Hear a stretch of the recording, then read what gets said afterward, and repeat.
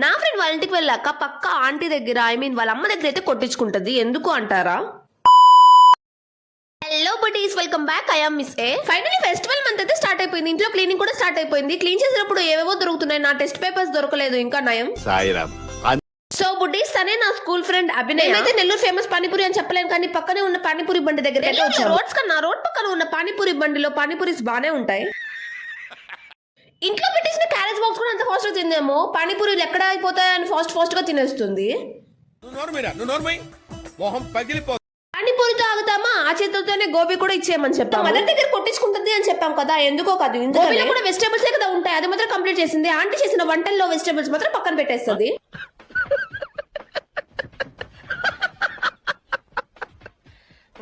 అది కాకుండా గోబీ అయిపోయిందని బాధగా పెట్టించేసారా?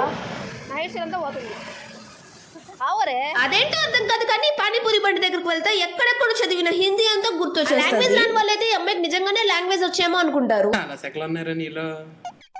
ఈ వీడియోలో ఏదో ఒకటి మాట్లాడు అని అడిగాక అమ్మాయి మాట్లాడింది ఏంటంటే, ఇక్కడ మాటలు విసిగిపోతున్నారు కదా, సబ్స్క్రైబ్ చేసుకున్నాం కాబట్టి భరించాల్సి వస్తుంది.